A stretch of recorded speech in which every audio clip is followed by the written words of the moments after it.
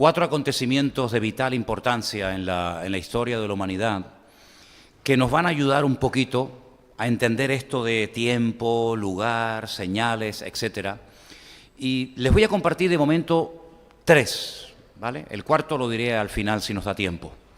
Vamos a poner ahí en la pantalla los 3 acontecimientos de los cuales leeremos a continuación unos pasajes. ¿Lo tenemos? Ahí, bien.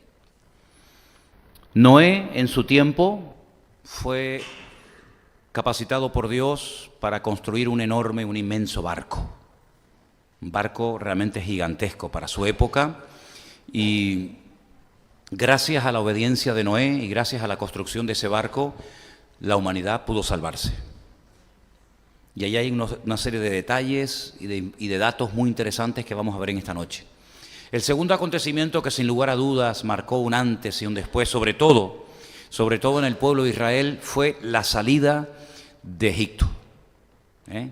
Llegaron 70 personas y 400 años más tarde salieron miles y miles y miles, tal vez millones de personas. El tercer acontecimiento tiene que ver con el cautiverio babilónico. Las tribus del norte no participaron de este cautiverio. Me imagino que ustedes ya saben a estas alturas que el país se fracturó, se dividió. 10 tribus formaron un país, un reino llamado el Reino de Israel. Y las 2 tribus del sur, Judá y Benjamín, formaron el reino de Judá, ¿vale? Fueron las 2 únicas tribus que permanecieron fieles a lo que había sido la casa de David. Y esas tribus del sur, no las del norte, repito, las del sur, como unos 140 y pico años después de la desaparición del reino del norte, son llevadas a Babilonia y están 70 años. Y esas tribus son las que vuelven. Las otras prácticamente desaparecieron o son lo que se conoce como el nombre de las tribus perdidas. Y el cuarto acontecimiento lo pondremos más adelante. Vamos a comenzar por el primero. Génesis capítulo 6, versículos del 11 al 22, nos da una información muy interesante acerca de este acontecimiento de impacto mundial.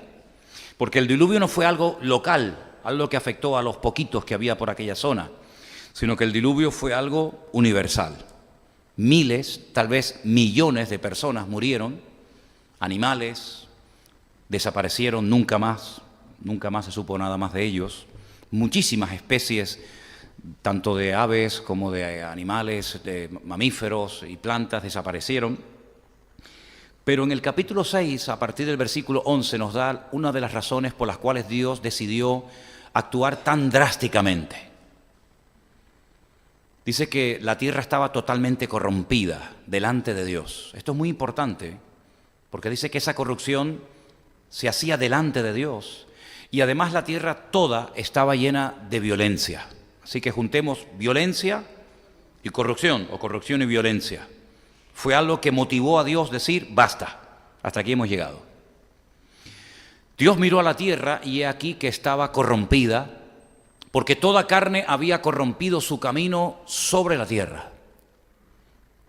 Dijo pues Dios a Noé, solo a él, no fue un mensaje que todo el mundo oyó, sino solamente a Noé le dijo, he decidido el fin de todo ser, porque la tierra está llena de violencia a causa de ellos, y aquí que yo los destruiré con la tierra.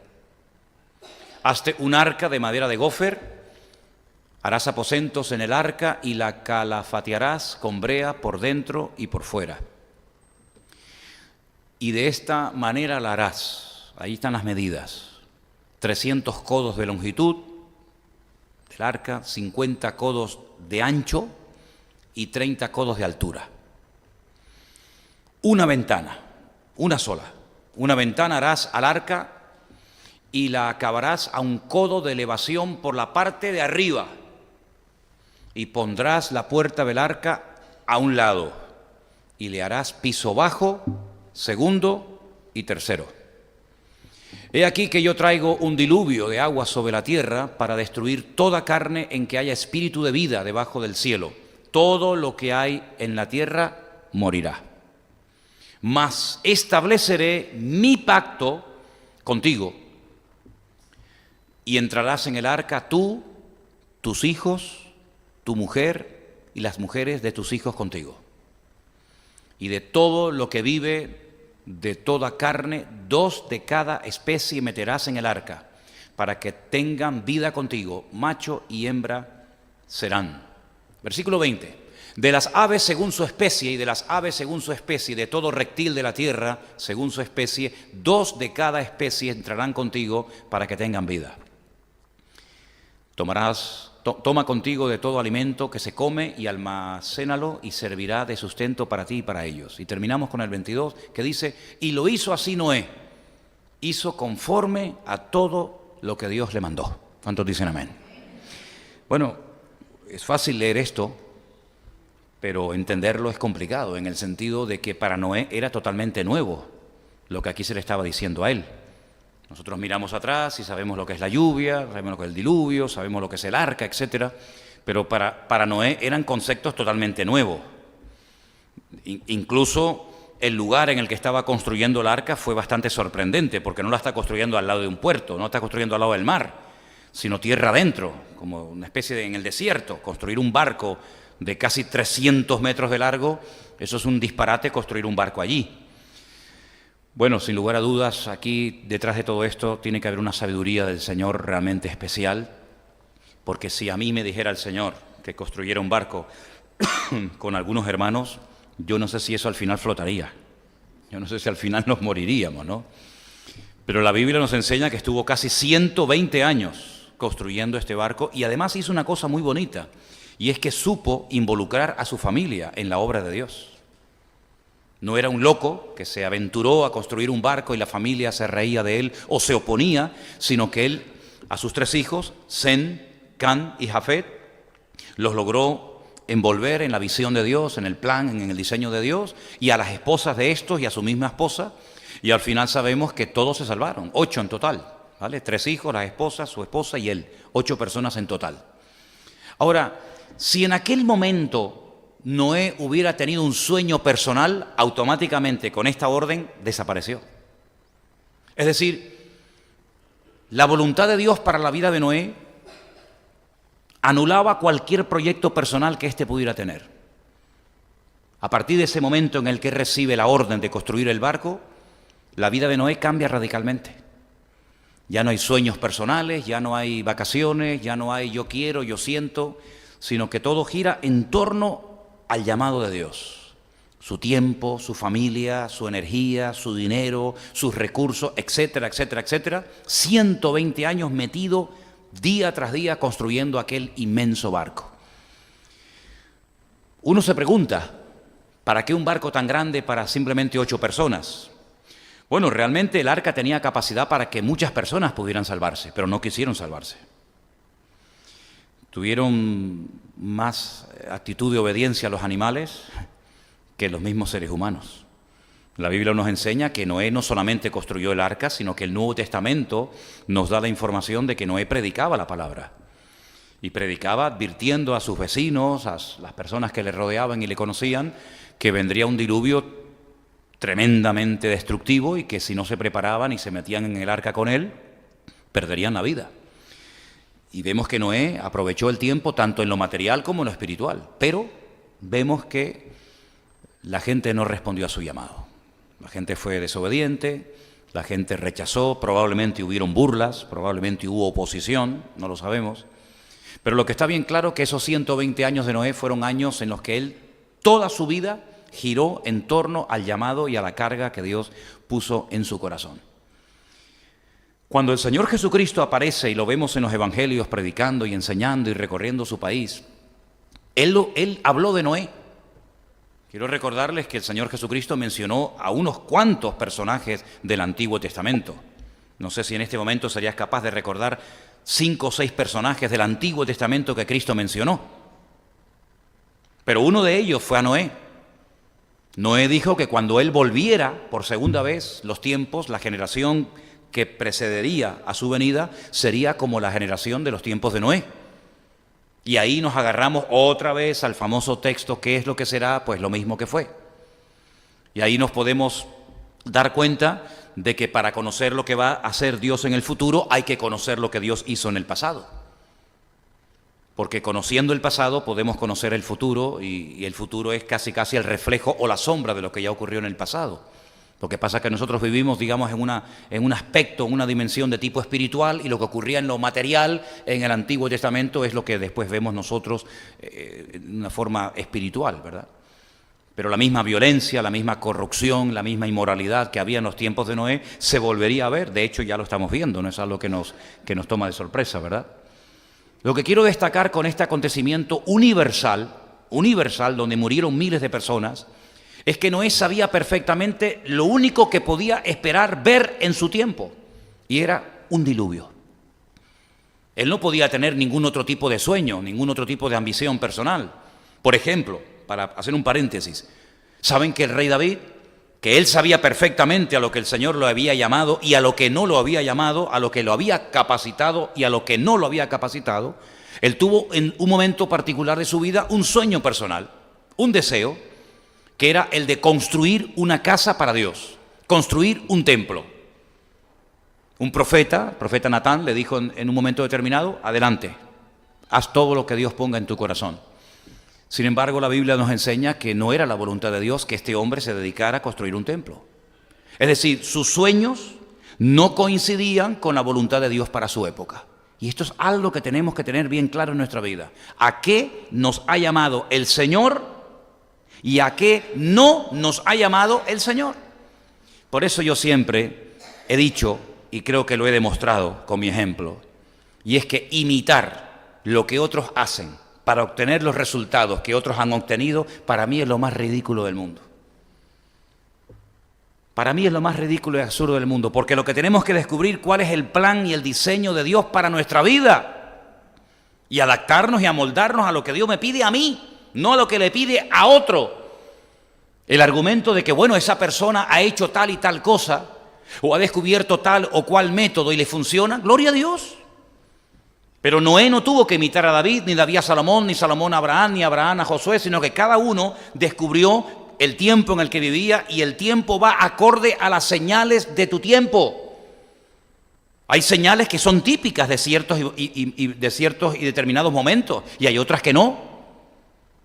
Y hay un texto que descubrí en estos días, leí en estos días, que nos va a ayudar mucho para entender lo que intento enseñar en esta tarde. Y está en Mateo, capítulo 12, versículo del 38 al 41. Repito, Mateo 12, del 38 al 41. Ahí nos da una clave muy interesante para entender esto de tiempo, lugar, señales, etc. Entonces, respondiendo algunos de los escribas y de los fariseos, diciendo: Maestro, deseamos ver de ti, ¿qué? Señal. Queremos ver una señal. Él les respondió y les dijo: la generación mala y adúltera demanda señal. Esto es muy importante, porque tal vez ustedes conocerán a creyentes que siempre están buscando y pidiendo señales. Bueno, pues dice la Biblia que la generación que pide señales es la generación que tiene dos características: es una generación mala y es una generación adúltera. Pero la señal no les será dada, sino la señal lo llama del profeta Jonás, otro personaje que Jesús cita en su ministerio. Porque como estuvo Jonás en el vientre del gran pez 3 días y 3 noches, así estará el Hijo del Hombre en el corazón de la tierra 3 días y 3 noches. Y el verso 41 dice: los hombres de Nínive se levantarán. Ahí hay una alusión directa a la resurrección, porque los hombres de Nínive en la época de Cristo ya estaban todos muertos. Pero ahí está hablando de la resurrección. Los hombres de Nínive se levantarán en el juicio con esta generación y la condenarán, porque ellos se arrepintieron a la predicación de Jonás, y aquí más que Jonás en este lugar. Es decir, al Señor Jesucristo le exigían que Él hiciera señales que demostraran que Él realmente era el Mesías. Y Él dice: mira, si están ustedes pidiendo y demandando constantemente que haga señales, ustedes se caracterizan por ser una generación mala y adúltera. Y ustedes sí van a ver una señal, pero no la que quieren ver, no la que les gustaría ver, sino ustedes van a ver la señal del profeta Jonás.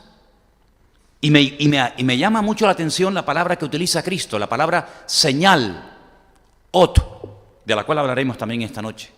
Es decir, la generación de Noé no vio la señal del profeta Jonás, porque no era la señal que ellos tenían que ver en su época. La generación del Señor Jesucristo no vio las señales o los acontecimientos de la generación de Noé, porque no era la que le correspondía ver ni experimentar. Es decir, cada generación tiene sus características. No eran igual, y aquí entraríamos en el tema de la historia de la iglesia, ¿no? No eran igual los cristianos, los hermanos nuestros, en la década de los años 60, que después, posteriormente, en la década de los años 80, por ejemplo. Es interesante ver cómo eran las iglesias, qué se predicaba, qué era lo que más corría, lo que más se enseñaba en las iglesias a nivel general en los años 60 y lo que, por ejemplo, se predica hoy en día. No tiene nada que ver. Es el mismo evangelio, la misma Biblia, el mismo Señor, pero la iglesia de los años 60, como la iglesia del siglo I, no tiene nada que ver con la iglesia del siglo XV o con la iglesia que vivió y le tocó vivir la Segunda Guerra Mundial, que hubieron miles de cristianos durante la Segunda Guerra Mundial, pero su vida era muy diferente a la vida de nosotros hoy en día. Sí, las señales, las características, ¿verdad? Lo que se podía ver, lo que no se podía ver, era completamente diferente. Y por eso es muy importante que sepamos discernir el tiempo en el que estamos viviendo, para que no esperemos lo que no tenemos que esperar, pero que sí estemos preparados para lo que nos viene encima. ¿Cuántos dicen amén? Entonces, ¿por qué pongo el ejemplo de Noé? Porque Noé es el típico personaje de la Biblia que Dios le cambió la vida y le dijo, no, lo que va a pasar es esto, esto y esto. Pero fíjate, cuando Jesús habla de él, dice algo muy interesante.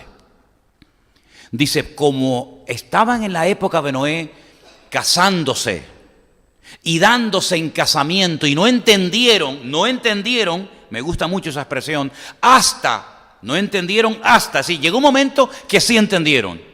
Dice, pero entendieron ya tarde, hasta que vino el diluvio. Ahí comenzaron a entender, ahí comenzaron a darse cuenta que lo que Noé les había dicho era verdad, pero antes no entendían nada, pero cuando entendieron era demasiado tarde. Es decir, que la generación de Noé, la única señal que iban a ver no era ni la muerte de Cristo, ni la resurrección de Cristo, ni la predicación del Evangelio, ni la extensión de la iglesia por toda la faz de la tierra, por los 5 continentes, sino el diluvio. Y te preparas para lo que viene, o amigo, pierdes la vida. Sin embargo, cuando vamos, por ejemplo, a Génesis, capítulo 15, del versículo 13 en adelante, vamos a ver unas palabras pero que muy interesantes, que Dios mantiene con el patriarca Abraham, que en ese momento era Abraham, todavía no le había cambiado el Señor el nombre. El Señor le dijo a Abraham, ten por cierto que tu descendencia morará en tierra ajena. Claro, nosotros entendemos esto porque miramos atrás y vimos que todo esto se cumplió, pero es una información nueva, fresca. El patriarca Abraham en ese momento, la primera vez en la vida que oye estas palabras es ahí. Dios le está diciendo, ten por cierto, no lo dudes, que tu descendencia morará en tierra ajena. Y además le dice, y serán esclavos allí, en esa tierra ajena. Y será oprimida, y le da una cifra. Eso es muy importante, cuando Dios da años, cuando Dios da una cifra, ojo amigo, porque eso es verídico. 400 años. Es decir, Abraham sabía perfectamente que su descendencia serían esclavos en un país extranjero y sabía lo que les iba a ocurrir y durante cuánto tiempo estarían siendo oprimidos. 4 siglos, 400 años. Dios le da una información antes de que ocurra dicho acontecimiento, con 400 años de antelación. Sin lugar a dudas, esta información él se la transmitió a su hijo Isaac, Isaac se la transmitió a Jacob, etcétera, etcétera. Más también, versículo 14, a la nación a la cual servirán, juzgaré yo, y después de esto saldrán con gran riqueza. Esclavos, pero ricos. Y esto me llama mucho la atención, porque no es normal que después de 400 años de esclavitud fueran una de las naciones más ricas del mundo. Y sin embargo eso fue lo que pasó. Fueron esclavos, lo perdieron todo durante el período de la esclavitud, pero cuando salen hasta arriba de riqueza porque dice que los egipcios se lo daban a ellos. Y tú vendrás a tus padres en paz y serás sepultado en buena vejez. Y hay un versículo más, me parece, sí. Y a la cuarta, ahí está, a la cuarta generación volverán acá. No a la segunda, no a la tercera, a la cuarta. Hay que contar. Primera generación, segunda, tercera. A la cuarta generación vendrán acá. ¿Dónde es acá? Donde Dios le está hablando en ese momento a Abraham. Porque aún no ha llegado a su colmo la maldad del amorreo hasta aquí. Es decir, escucha bien, porque yo te voy a decir lo que va a pasar. Tu descendencia van a ser esclavos. Se está refiriendo evidentemente a Egipto. La palabra Egipto, lo dijimos ya muchas veces, es Mitzraim en la Biblia. Hay dos M's, dos letras M diferentes en hebreo. Una M que es abierta y una M que es totalmente cerrada. La palabra Mitzraim contiene las dos letras, las dos M. Cuando se escribe al final de una palabra con la letra M, se tiene que utilizar la Mensofit, es una letra M cerrada, como un cuadrado, totalmente cerrada. Eso es lo que iba a ser Egipto. Una puerta abierta, pero al final se terminaría cerrando y caerían en la esclavitud. Y después de 400 años, yo los sacaré, pero no los sacaré de cualquier manera, deprisa y corriendo, sino los sacaré con gran riqueza y volverán otra vez aquí y este país será vuestro para siempre. Si los datos que le está dando el Señor a Abraham son espectaculares. Por lo tanto, Abraham estaba tranquilo, podía estar tranquilo, en el sentido de que él sabía de que su hijo, cuando él muriera, no iba a ser llevado y esclavizado en Egipto. ¿Por qué lo sabía? Porque Dios le había dicho a la cuarta generación, todavía a ti no te toca. Abraham sabía perfectamente cuánto tiempo su descendencia estarían esclavizados en Egipto. ¿Cómo lo sabía? Por los datos, por la información que el Señor le había provisto previamente. Entonces, él se preparó y preparó a su descendencia para lo que se le venía encima. Y vuelvo a repetir, si no sabemos el tiempo en el que estamos viviendo, no vamos a saber qué es lo que Dios va a hacer y qué es lo que Dios no va a hacer. Haremos una mezcla y estaremos esperando cosas que no van a ocurrir o a la inversa. ¿Por qué dice la Biblia? Velad y orad, velad y orad, velad y orad, para que aquel día no os sorprenda como ladrón en la noche. Es decir, el creyente del siglo XXI que somos nosotros, tiene que saber que no vamos a ver la señal del profeta Jonás, que esa fue una señal para la generación de Cristo, que no vamos a ver la liberación de la esclavitud de los hijos de Israel de Egipto, no vamos a ver el diluvio, sino que veremos otro tipo de señales que ellos no vieron, pero que nosotros sí veremos. Y por eso es muy importante saber, el lugar es muy importante, pero también el tiempo. Y el tiempo marca la señal y la señal me indica el tiempo en el que estoy viviendo. Hay otro tercer ejemplo que os quiero poner, también de fechas, de datos, y se encuentra en Jeremías, profeta Jeremías capítulo 25. Dice en el versículo del 11 al 12, Jeremías 25 del 11 al 12, y dice así: toda esta tierra será puesta en ruinas y en espanto. Eso es lo que hay, amigo. Eso es lo que hay, es lo que Dios ha decretado. Toda esta tierra será puesta en ruinas y en espanto. Servirán estas naciones al rey de Babilonia, ¿cuántos? 70, no 80, no 120, no 50, 70 años servirán al rey de Babilonia.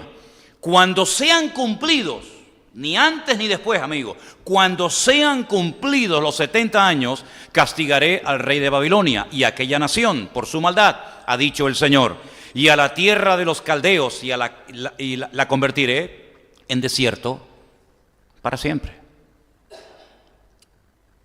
Capítulo 29, verso 10, 29, 10, para aportar más información, dice, así ha dicho el Señor, cuando en Babilonia se cumplan los 70 años, otra vez reitera la cifra, cuando se cumplan los 70 años en Babilonia, yo os visitaré y despertaré sobre vosotros mi buena palabra para haceros volver a este lugar.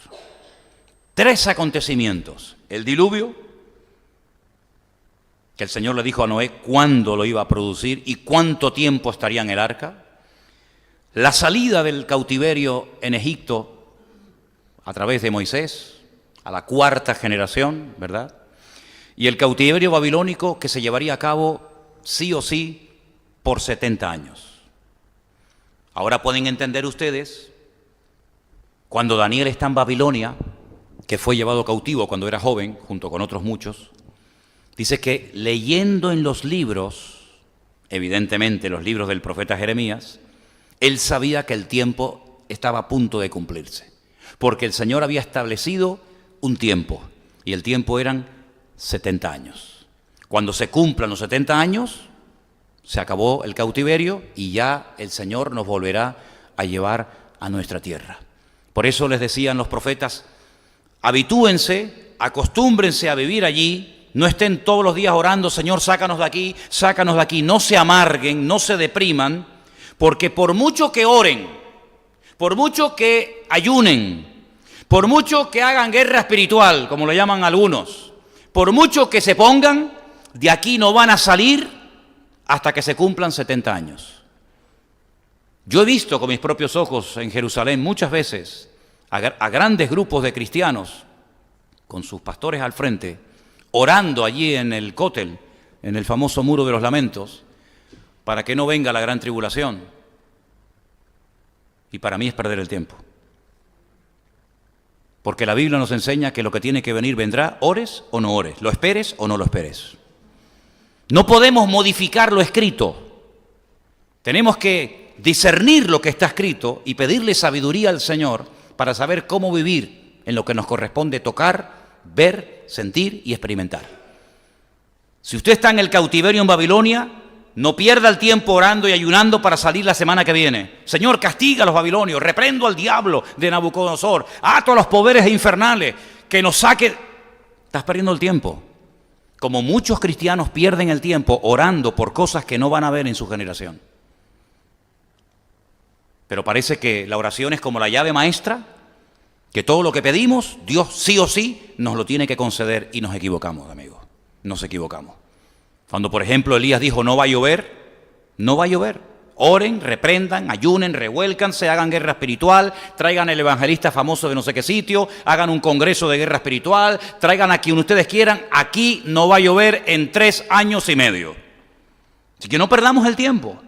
Entonces la iglesia, nosotros hoy en día, cristianos del siglo XXI, tenemos que saber cuáles son las señales que vamos a ver y las que no vamos a ver según el tiempo y el lugar en el que vivimos.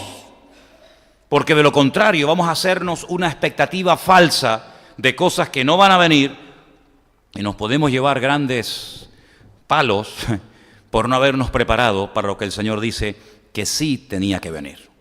Primeramente tenemos que discernir el tiempo y captar el mensaje de mi tiempo, de mi generación. Actuar en consecuencia, repito, discernir el tiempo, captar el mensaje y actuar en consecuencia al tiempo en el cual Dios me ha puesto. ¿Cuál es la señal o señales que veré en mi tiempo y cuáles no? Porque la señal indica el tiempo y el tiempo indica la señal. La palabra señal es una palabra que a mí me llama mucho la atención, es una palabra simplemente de 2 letras en hebreo, es la palabra ot. Y he buscado esa palabra, señal, en diferentes pasajes de la Escritura y la he encontrado en 3 lugares muy interesantes. Por ejemplo, Génesis 4:15, ahí aparece la palabra señal o la palabra ot. Y dice así, le respondió el Señor, ciertamente cualquiera que matare a Caín, 7 veces será castigado. Entonces el Señor le puso un ot, le puso una señal en Caín para que no lo matase cualquiera que lo hallara. Claro, si te metes en internet y buscas cuál era la señal de Caín, vas a escuchar de todo. Unos dicen que hasta Dios le puso una letra de su nombre en la frente. Otros dicen que lo convirtió en negro. Y vas a escuchar todo tipo de explicaciones habidas y por haber. Pero yo digo una cosa, hermanos. ¿Y cuántas veces tengo que decir esto? Lo que no dice aquí, ya lo puede decir el Papa de Roma, que no tiene ninguna credibilidad. Lo que dice aquí, toda. Lo que dice fuera de aquí, ninguna. ¿Cuál era la señal de Caín? Nadie te lo puede decir, ni los judíos te lo pueden decir. ¿Sabes por qué? Porque la Biblia no lo dice. Y lo que la Biblia no dice, ¿Cómo se atreve alguien a decirlo? ¿Cuál es su fuente de información? Cuando nuestra fuente de información es la palabra de Dios. Ella es la fuente, de aquí sacamos nuestra información. No es que yo siento, a mí me importa un pepino lo que usted sienta, querido. Es que yo tuve un sueño, me da igual lo que usted tuvo.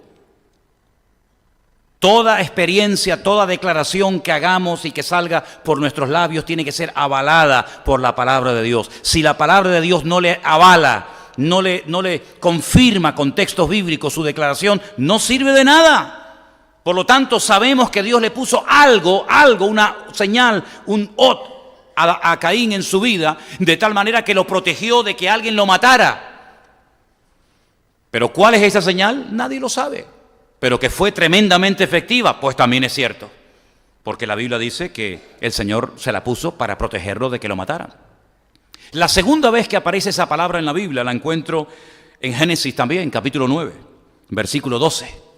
Y esa es una señal que todos sí hemos podido ver y sabemos a lo que nos referimos. Dios dijo, esta es la señal del pacto que yo establezco entre mí y vosotros y todo ser viviente que estará con vosotros por siglos perpetuos. Solamente era eso. Había una fotografía, ¿no?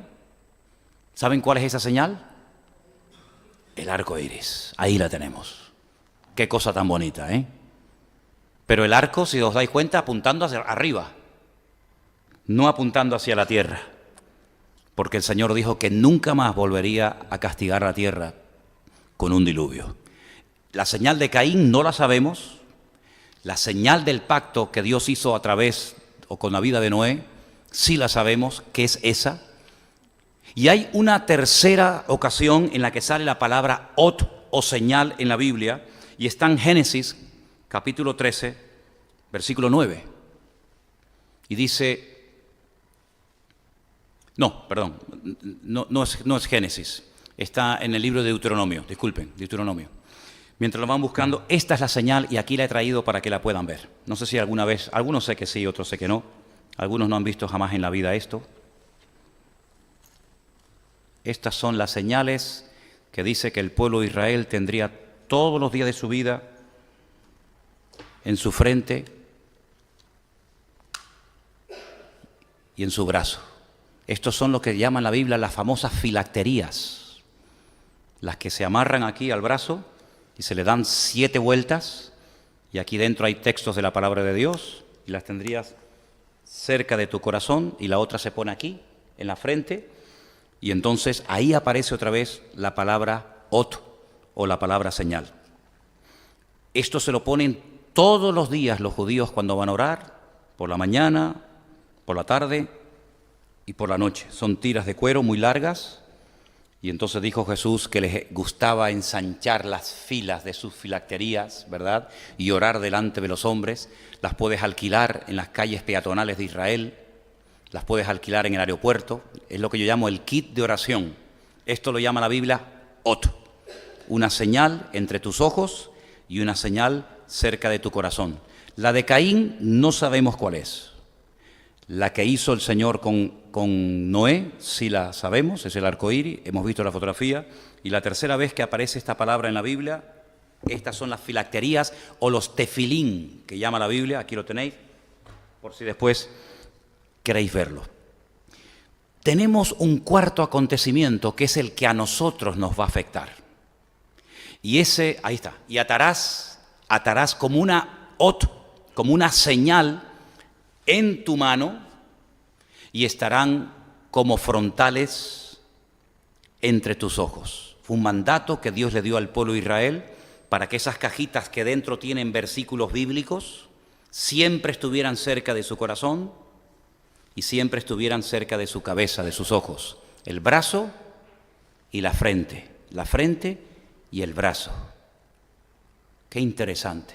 El anticristo dice que marcará a la gente en su frente o en su brazo, imitando siempre al Señor.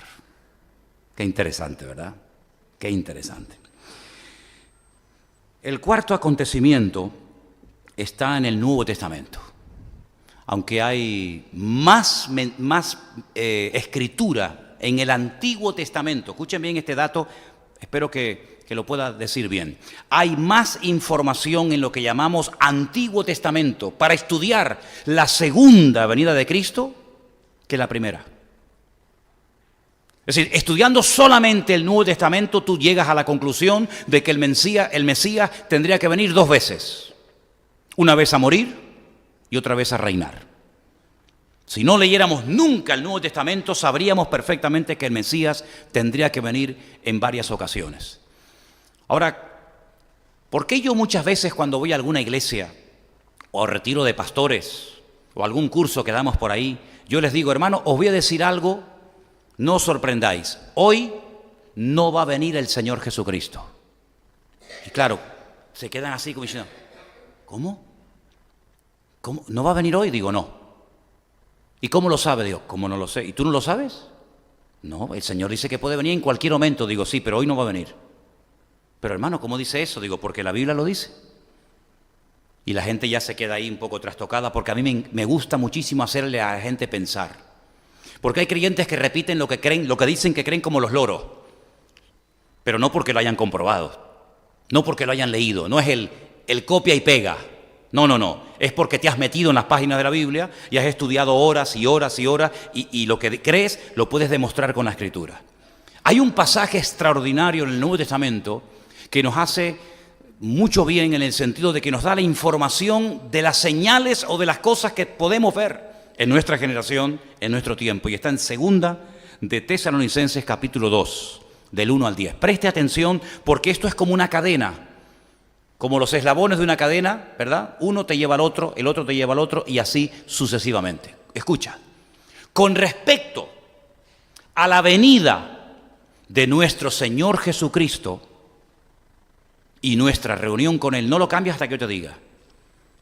Os rogamos, hermanos, escuchen bien, con respecto a la venida del Señor Jesús. Hay 2 palabras en el Nuevo Testamento para hablar de la venida de Cristo.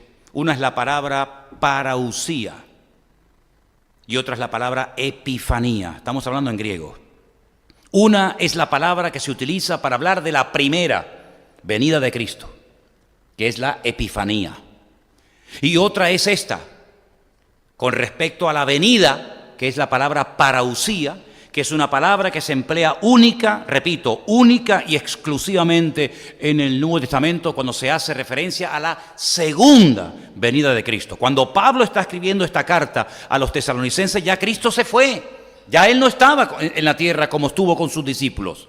Por lo tanto, Pablo está hablando de una segunda venida, de la parucía, de la aparición visible y física del Mesías. Con respecto a esa venida, hermanos, os rogamos, cambiamos, que no os dejéis mover fácilmente de vuestro modo de pensar, ni os conturbéis, ni por espíritu, ni por palabra, ni por carta, como si fuera nuestra, en el sentido de que el día del Señor está cerca. Nadie os engañe en ninguna manera, porque no vendrá. ¿Quién no vendrá? ¿De qué estamos hablando? Del Señor, ¿sí o no? De la venida del Señor, de la parucía del Señor. Él no vendrá sin que antes, Él viene, claro que viene, pero no va a venir hasta que venga la apostasía. ¿Lo veis o no? Y se manifieste el hombre de pecado y el hijo de perdición. Paramos. Hermanos, no se pongan nerviosos, no se preocupen. El Señor viene pronto, el Señor está cerca, pero no vendrá. Te lo está diciendo. Viene, que no se preocupen, que Él viene. Pero no va a venir hasta que pasen 2 cosas. La apostasía y se manifieste, se dé a conocer el hombre de pecado, el hijo de perdición. Primero, ¿qué es la apostasía? Dice el Espíritu claramente que en los postreros días algunos apostatarán de la fe escuchando a espíritus engañadores. ¿No dice eso una de las cartas de Pablo a Timoteo? La apostasía es la marcha atrás, la renuncia por parte de algunos que tal vez experimentaron, conocieron, probaron del don celestial, dice la Biblia, pero que dan marcha atrás, pisotean la sangre de Cristo, vuelven atrás, rechazan el Evangelio. También tiene que ver con el desmadre, con el descontrol, con todo vale. No hay principios, no hay valores, no hay moral, no hay nada. No hay absolutos, todo es relativo. ¿Te gusta? Hazlo. ¿Te cae mal? No lo hagas. La apostasía es el descontrol, la anarquía total y absoluta en el mundo natural y espiritual. ¿Eso ha venido? ¿Se ve eso ya? Hombre, por favor, solamente hay que dar una vueltita por nuestra ciudad en estos días, ¿no? Estos políticos que se van a desayunar con los pastores de vez en cuando, y que a algunos se les cae la baba. Tengo que decir esto, porque si no digo esto reviento. Estos políticos que van a desayunar con los pastores de vez en cuando y los pastores se empujan el uno al otro para salir en la foto, para que vean que salí con el presidente o con el alcalde Estos son los que están financiando toda esta basura que estamos viendo en estos días, que hasta muchos inconversos en estos días, hasta hoy mismo me dicen, oye, qué vergüenza tú, qué desastre.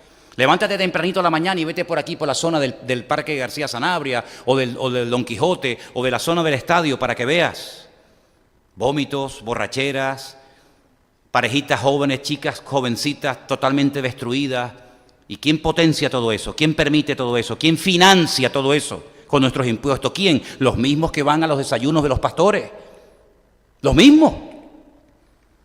Así que por la mañana con Dios y por la tarde con el diablo, ¿no? Pues ¿qué te parece? La apostasía, el desmadre, el descontrol. Ya no hay principios.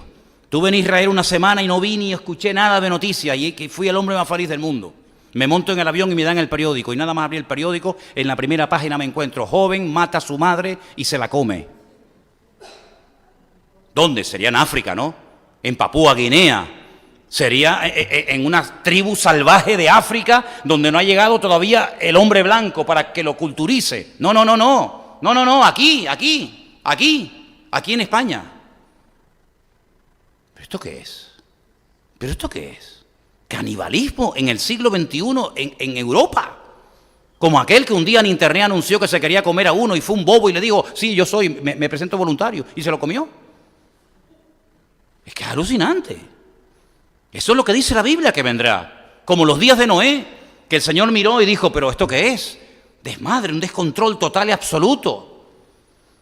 Bueno, tal vez algún día explicaremos cuando dice la Biblia que los hijos de los hombres se acostaban con las mujeres y viceversa, ¿verdad? Y de ahí nacieron engendros terroríficos y Dios dijo, basta, se acabó. Hasta aquí hemos llegado. Pero además de todo eso, que ya está entre nosotros, ya lo estamos viendo. Terrible las imágenes que me presentaba Adrián el otro día de las últimas cosas en el carnaval de Río de Janeiro. Siempre con Cristo, siempre con la Biblia, nunca con Mahoma, siempre con Cristo, con los apóstoles, con la Santa Cena, etcétera, ¿verdad? Terrible, ¿no? Bueno, aparte de todo eso, dice que se tiene que manifestar, se tiene que dar a conocer quién. Dale para atrás.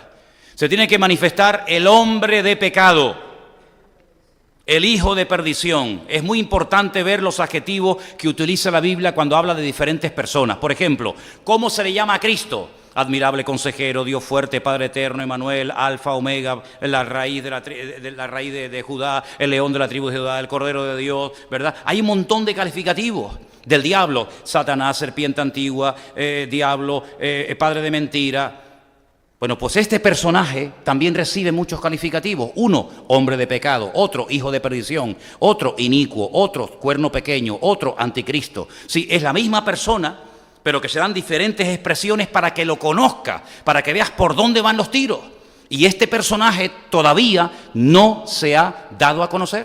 Todavía no se ha levantado, todavía no se ha manifestado. Por lo tanto, el Señor todavía no puede venir, te lo está diciendo Pablo. El Señor tiene que venir, pero no va a venir hasta que se manifieste la apostasía y se manifieste el hombre de pecado, el hijo de perdición. Seguimos. El cual se opone y se levanta contra todo lo que se llama Dios o es objeto de culto. Tanto, y mira el ejemplo que pone, que se sienta. ¿Dónde? En el templo de Dios. Y claro, los cristianos dicen, ay, se sienta en la iglesia. Se sienta en el templo de Dios, como Dios, haciéndose pasar por Dios. ¿Y ese templo cuál es? ¿Cuál era el único templo que Dios tenía en aquella época, hermano? El templo de Jerusalén, mi hijo. ¿Y dónde está ese templo? No existe. No hay el templo de Jerusalén hoy en día. Es que he estado 13 años seguidos yendo a Jerusalén y todavía no se ha construido. Pero da a entender de que se va a construir el templo de Dios, claro, por supuesto. Y está todo preparado y listo. Y este personaje va a permitir que se construya el tercer templo de Jerusalén, y a los 3 años y medio entra y dice la Biblia, el que lee entienda, porque claro, hay algunos que leen y no entienden, pero la Biblia dice el que lee entienda, porque en esto hay sabiduría, que entrará y pondrá la abominación desoladora, de la cual ya habló el profeta Daniel, ¿verdad? Y entonces dice la Biblia que este hombre entra y se sienta en el templo de Dios, haciéndose pasar por Dios. ¿No os acordáis que cuando yo todavía estaba con vosotros os decía esto? Ahora déjeme que haga un inciso. El tiempo o el lugar donde más tiempo Pablo estuvo, ¿cuál fue? Éfeso, 2 años. Después, Corinto, 1 año. Y así sucesivamente. ¿Cuál fue el lugar de todos los lugares que Pablo visitó donde en la iglesia estuvo menos tiempo? Tesalónica. Todo esto lo puedes saber por el libro de los Hechos. No es que yo sea un lumbrera, sino que es cuestión de leer y nada más, ¿no? Dice la Biblia que estuvo en Tesalónica 3 semanas, 21 días, y cogió y se fue. En esos 21 días, en esas 3 semanas, miren el nivel de enseñanza de Pablo. Les habla del anticristo, les habla del hombre de pecado, del hijo de perdición, les habla a un nivel de enseñanza espectacular y dice, ¿no se acuerdan que yo cuando estaba con ustedes os compartía estas cosas? Cuando hay cristianos que esto no lo han oído en la vida. Nunca me olvidaré una vez que me invitaron en la península a un retiro y me dijeron que hablara solo de Daniel y de Apocalipsis. Y estuvimos en un colegio unos cuantos días dando estudios de Daniel y Apocalipsis, y una noche una persona en mi habitación que se dedicaba a servir al Señor me dice, Manolo, te confieso que de este tema no tengo ni la más remota idea. Y es increíble ver cómo hay cristianos que se asustan cuando oyen la palabra Apocalipsis. Dicen, ay, qué miedo, yo no entiendo esto, y cogen y se van. Como si el Apocalipsis Dios lo puso en la Biblia para asustarnos. Como si el Señor nos puso el libro de Apocalipsis en la Biblia para volvernos locos. Al contrario, si el Señor puso el libro del Apocalipsis y las profecías en la palabra para alentarnos, para darnos ánimo, dice, alentaos y animaos los unos a los otros, cuando veáis que todas estas cosas comienzan a suceder. El que no lo entienda no significa de que no sea una bendición. ¿No os acordáis que cuando yo estaba todavía con vosotros os decía todo esto? Ahora vosotros sabéis lo que lo detiene, a fin de que a su debido tiempo se manifieste. Recapitulamos. Hermanos, el Señor tiene que venir. ¿Amén? ¿Amén? El Señor tiene que venir, sin lugar a dudas, pero no va a venir hasta que se manifiesten 2 cosas. La apostasía y el hombre de pecado. Pero a su vez este personaje no se puede manifestar porque ustedes saben que algo lo está deteniendo.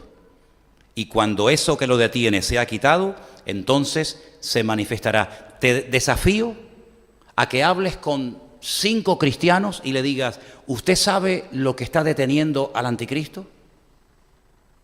Y te van a decir lo que a mí me enseñaron en el seminario de las Asambleas de Dios donde estudié. La iglesia. La iglesia detiene al anticristo, me decían. Digo, Y el día que le pregunté al maestro, ¿me podría decir dónde dice eso la Biblia? Me dijo, tengo muchas cosas que hacer, mañana te explico. Y nunca me lo explicó. Porque no hay ni un solo versículo en la Biblia que diga que la iglesia detiene al anticristo. Ninguno. Suena muy bonito, ¿eh? Hombre, la iglesia, los cristianos, nuestras oraciones, la presencia somos la luz del mundo, la sal de la tierra, sí, todo lo que usted quiera. Pero hay un versículo concreto que diga que la iglesia detiene la manifestación del hombre de pecado y del hijo de perdición. No. Entonces otros te dicen, el Espíritu Santo. Cuando el Espíritu Santo sea quitado de la tierra, entonces se podrá manifestar el anticristo. Y como preguntes, ¿dónde dice eso en la Biblia? No sé lo que te va a responder el que te lo acaba de decir, porque no te lo va a poder demostrar. Como si el Espíritu Santo dependiera de la iglesia.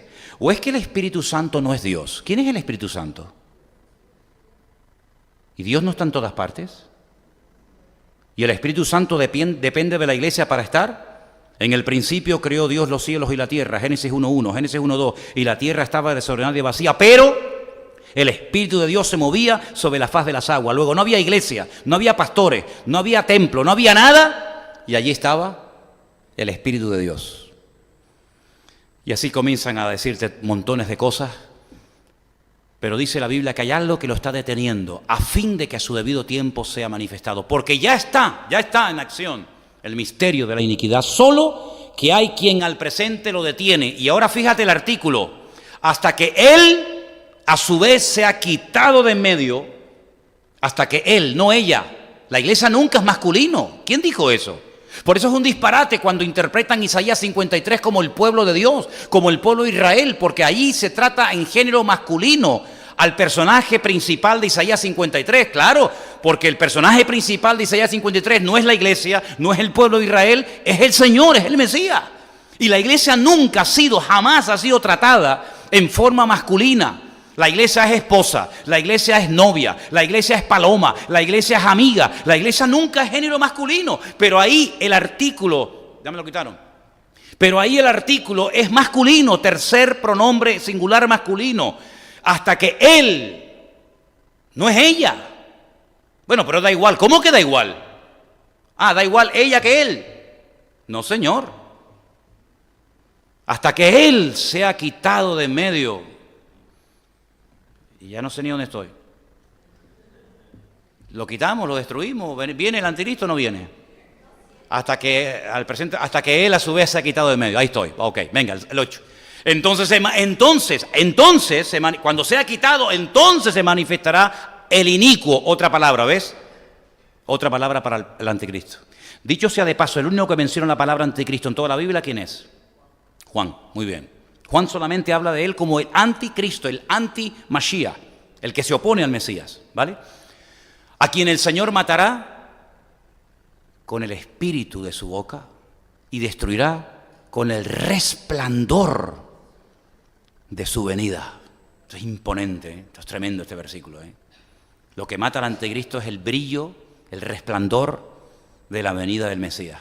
Qué tremendo, ¿eh? Inicuo, cuyo advenimiento, cuya aparición o manifestación es por obra de Satanás.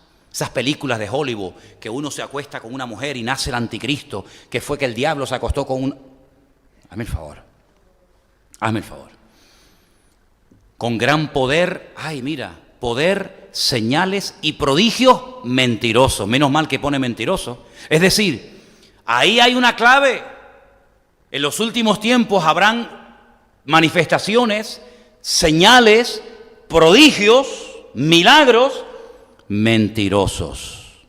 Pero no dejan de ser prodigios, no dejan de ser milagros, pero mentirosos. ¿Y quién es el que está detrás de toda mentira? Satanás, que a él se le llama padre de mentira. Oye, esto es un milagro. Sí, pero es un milagro mentiroso. ¿Por qué? Porque lo ha producido el autor de la mentira, que es Satanás. Me encontré una vez hace años a un pastor en Madrid que me dijo que el domingo en su iglesia había llovido oro.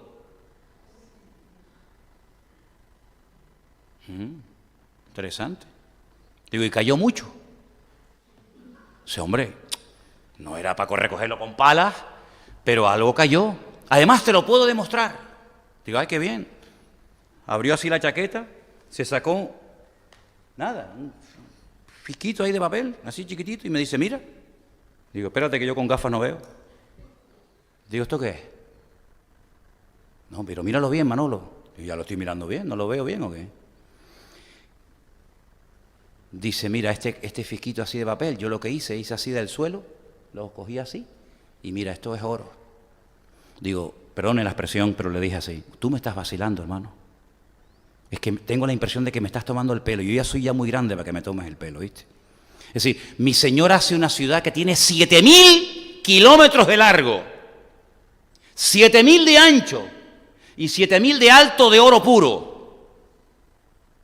Y tú me dices que el Señor barrió el culto ayer y cayó esto en el culto.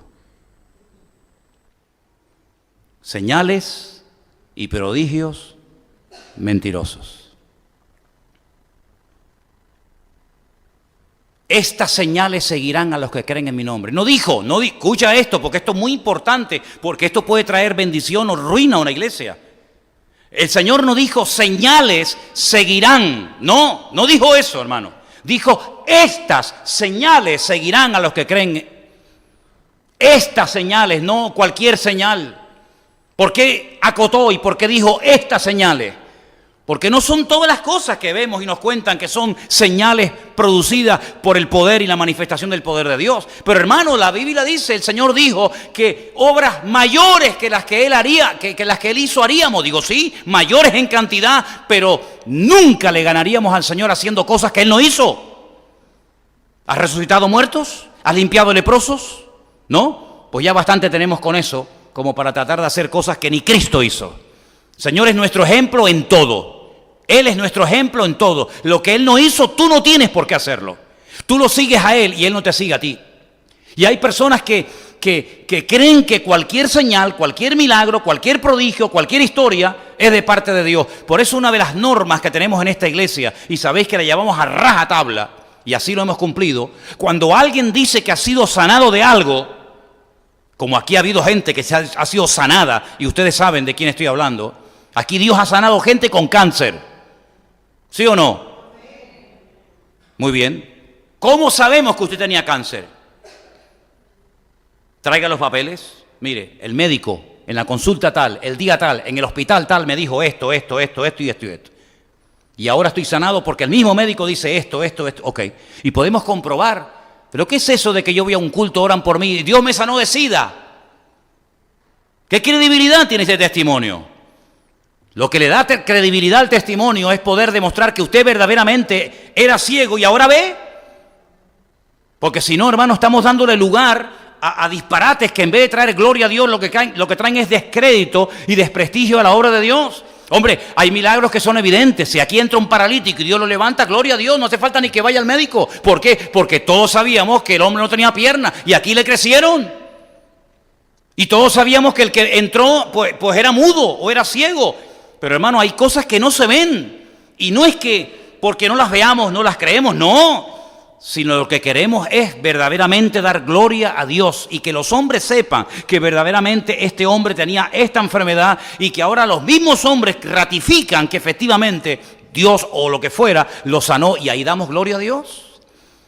Entonces este personaje hará un montón de milagros. ¿Por qué? Porque es un imitador. El anticristo es un imitador de Cristo. Cristo tuvo un padre. El anticristo dice, Satanás es mi padre el que me avala. Cristo hizo milagros, Él también hace milagros. Bueno, dice la Biblia que hará cosas tremendas que a muchos engañarán. Mirad que nadie os engañe. Porque dice que harán milagros tremendos, pero cuidado, ahí está diciendo señales y prodigios mentirosos. Seguimos leyendo. En 2 Tesalonicenses capítulo 2, estamos leyendo desde el versículo 1 hasta el versículo 10. Con todo engaño de iniquidad para los que se pierden, por cuanto no recibieron el amor de la verdad para ser salvos. Es decir, el apóstol Pablo dice, miren hermanos, no nos dejemos engañar fácilmente. Habrán señales, pero no todas las señales que vamos a ver son de parte de Dios. Van a haber señales mentirosas, producidas por espíritus inmundos. Satanás también es capaz de hacer cosas tremendas. ¿Cuál fue el primer milagro del diablo? El primero, meterse dentro de un animal hermoso como era la serpiente en aquel momento y a través de una serpiente hablar. ¿Eso no es un milagro? ¿O es que las serpientes hablan? ¿Eso no es un milagro? ¿No dijo el Señor Jesucristo a través de la pluma de Pablo, cuidado porque se disfraza y hasta si se tiene que hacer pasar por un ángel de luz, que se disfraza también de ángel de luz? Él le encanta, él tiene todos los disfraces habido y por haber, es capaz de vestirse de pastor, es capaz de disfrazarse de político, es capaz de disfrazarse de hombre, de mujer, de sabio, de erudito, de teólogo, de artista, de pintor, de lo que quiera. Porque dice la Biblia que cuando Dios lo creó fue el sello de la perfección, acabado en hermosura, lleno de sabiduría. Nunca Dios dijo eso de nadie.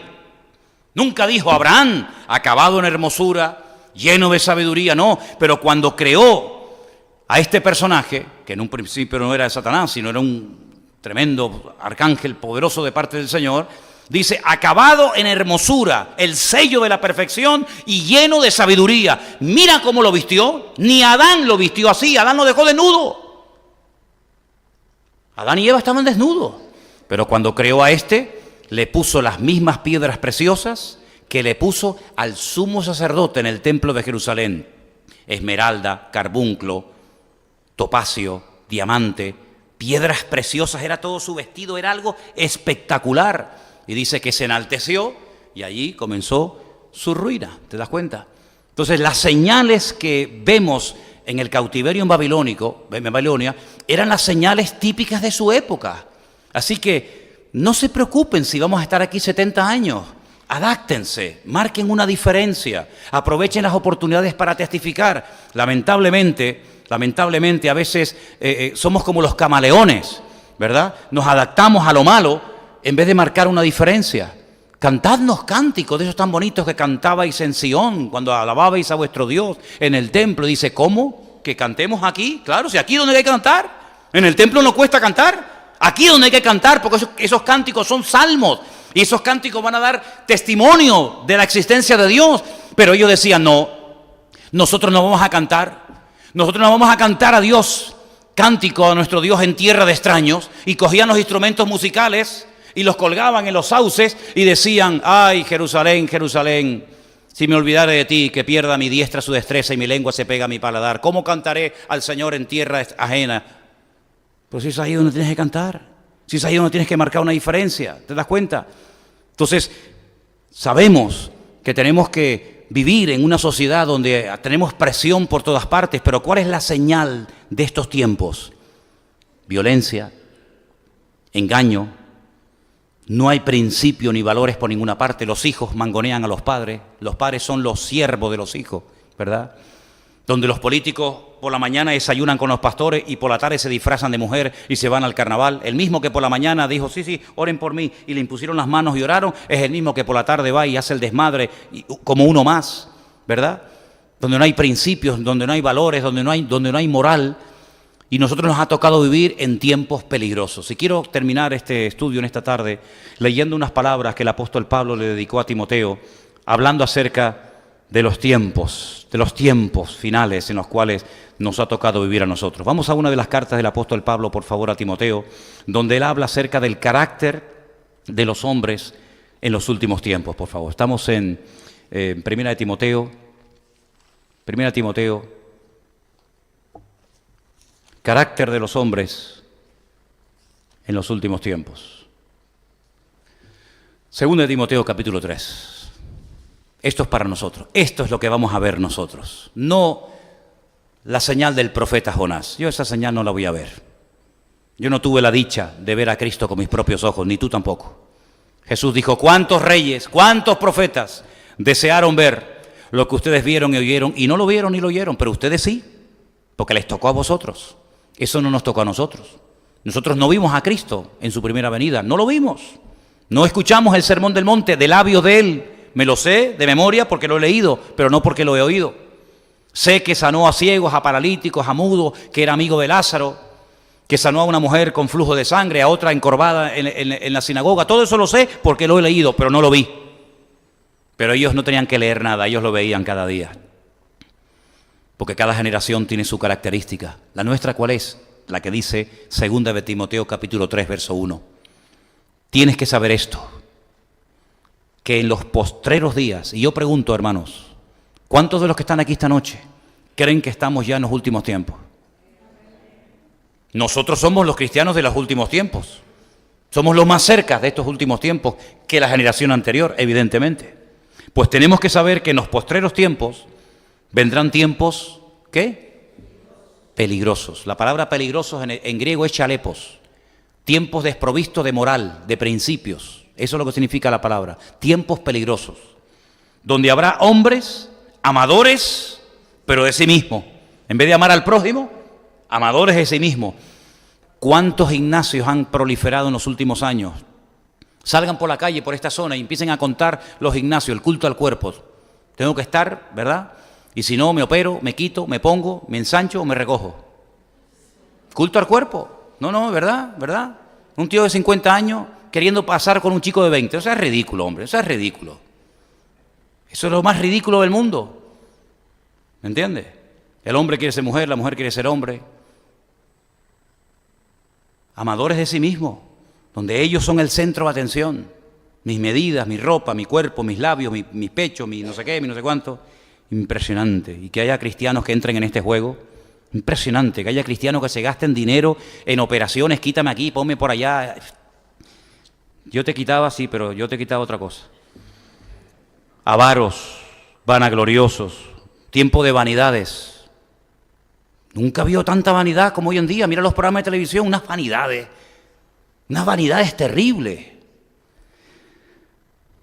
Perdonen, pero me da asco toda esta sociedad en la que vivimos, ¿eh? Siento a veces asco de todas estas cosas, de verdad, ¿eh? Me siento como un bicho raro. Soberbios, blasfemos.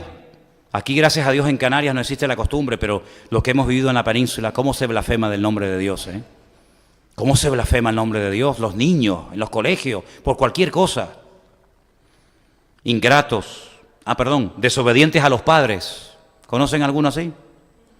Impíos, sin afecto natural, implacables, calumniadores, intemperantes, crueles, aborrecedores de lo bueno, traidores, impetuosos, infatuados, amadores de los deleites más que de Dios. Tendrán, eso me gusta, tendrán apariencia de piedad, pero negarán la eficacia de ella. A estos evita. Estos que están ahora en el desmadre total y absoluto, son los mismos que después se ponen su frac, su chaqueta y su corbata con su bastón de mando y se van a las procesiones de Semana Santa en la laguna, con el Cristo de la Laguna, con la doña que está allí, un pueblo un poquito más abajo que va para el sur, ¿verdad? Los mismos que se desmadraron, los mismos que hicieron burradas, son los mismos señores que ahora con traje y corbata, con apariencia de piedad, sinvergüenzas. Tendrán apariencia, pero negarán la eficacia de ella. Estos son los que se meten en las casas y llevan cautivas a las mujercillas cargadas de pecado, arrastradas por diversas concupiscencias. Están siempre aprendiendo y nunca llegan al conocimiento de la verdad. Es increíble, no se enteran de nada. Hablas con ellos y dices, pero este hombre es pastor, pero este hombre es cristiano. Y no se enteran de nada. De la manera que Janes y Jambres resistieron a Moisés, estos resisten a la verdad, tienen respuesta para todo. Don respuesta, tienen respuesta para todo. Pero mira, hermano, es que la Biblia es de santidad. No, pero mira, realmente no dice eso la Biblia. Pero mira, hermano, es que la Biblia habla de oración. No, pero tampoco te lo tomes tan a pecho. Pero mira, hermano, es que la Biblia habla de congregación. Sí, pues tampoco te pongas tan fanático ahora, que parece que... Es impresionante. ¿Conocen gente así? Resisten a la verdad, corruptos de aquí, de entendimiento, flechas, vivos para los negocios, pero para la obra unos inútiles. Réprobos en cuanto a la fe, no irán adelante porque su insensatez será manifiesta a todos. Las ovejas a veces son más listas que los que están en los púlpitos. ¿Cómo puede ser eso? El pueblo común y llano tiene más sentido común que los jueces que tienen que dictar sentencia. ¿Cómo es posible que la gente diga, pero cómo es posible que este hombre ha matado, ha violado, ha quemado, ha torturado, ha hecho burrada y ahora está de permiso otra vez en la calle? La gente con más sentido común que los que tienen autoridad, pero autoridad para lo malo. Ojalá la utilizaran para lo bueno. No irán adelante, su insensatez será manifiesta a todos, como también la fue la de aquellos. Pero tú has seguido mi doctrina, mi conducta, propósito, fe, longanimidad, amor, paciencia, persecuciones. En otras palabras, hermanos, la maldad se va a multiplicar. No nos sorprendamos de que incluso diga iglesia de homosexuales. Y tú dices, pero ¿cómo puede ser esto? Y es que lo hay, hermano, y es que lo hay. Porque estamos viviendo en unos tiempos difíciles y peligrosos, donde estamos luchando como nunca antes contra corriente. Como nunca antes contra corriente. Y nosotros porque ya tenemos 2 dedos de frente y tenemos una edad, pero ¿y nuestros hijos? Esos niños pequeñitos que están en nuestra iglesia, que los vimos correr hace unos días ahí en el campamento, que entran y salen y corren cuando los metemos ahí adentro y decimos, bueno, los dejo a las 8 de la mañana y algunos los recogen a las 5 de la tarde. Y tú dices, ¿y dejo yo a mi hijo desde las 8 de la mañana hasta las 5 de la tarde en las manos de quién? ¿En las manos de quién? Locura. Ahora dice que van a castigar a los niños no saliendo al patio a jugar, para que aprendan y sepan lo que sufrieron las mujeres en su época. Pero ¿qué tarados tenemos, hermano? Pero qué tarados inútiles tenemos en este país. Este país se ha vuelto loco. Pero eso es lo que nos va a tocar ver a nosotros. Injusticias. Y hay una calma tensa en las naciones, Pero esto de un momento a otro sale por los aires, queridos hermanos, ¿eh? Hay una calma en los árabes, en Israel, el otro, el chanchanlú el gordito de allá, el otro, el del pelo para allá. Hay como una calma tensa, pero no nos engañemos, hermanos. Como los dolores que le vienen a la mujer que está a punto de dar a luz. Ahí la tenemos sentada, tranquilita, escuchando el culto, de repente dice, ¡ay! Y dice, sale que ya no hay marcha atrás. Exactamente le va a pasar a la humanidad. Estamos tranquilos, pero no nos confiemos, no bajemos la guardia, no creamos que, ¡ay, qué bien! No, hermanos, esta es la calma que viene antes del huracán. Esa calma que dice, Dios, no se mueve ni una hoja, no hay ni pájaros, las hormigas se escaparon, no se oye nada y de repente te viene el huracán, amigo, y te arrasa con todo y te lleva a la casa. Pongamos la mirada en Cristo, porque la señal nuestra de los últimos tiempos, tiempos difíciles, tiempos peligrosos, tiempos de injusticia, tiempos de guerra, de rumores de guerra, etcétera, etcétera, etcétera. Pero el que persevere hasta el fin, ese será salvo. ¿Cuántos dicen amén? Aleluya, aleluya. Gracias, Señor. Gracias por tu palabra que nos conforta, que nos alienta, que nos anima. Gracias, Señor, porque es un ancla firme en medio de la tormenta.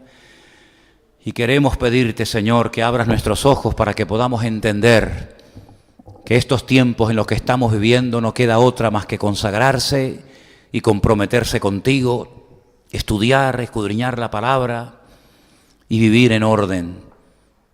Ayúdanos, Señor. No es fácil, es difícil, las pruebas, las luchas de la vida, pero todo lo podemos en Cristo que nos fortalece. Tu palabra es viva y eficaz y tú has prometido estar con nosotros todos los días hasta el fin del mundo, Señor. Bendice nuestras vidas, nuestros hijos, nuestras familias y que estemos siempre cerca de ti, sabiendo que tú eres nuestro Dios todopoderoso, al cual honramos, servimos y por nada ni por nadie te dejaremos nunca. En el nombre bendito de Jesús.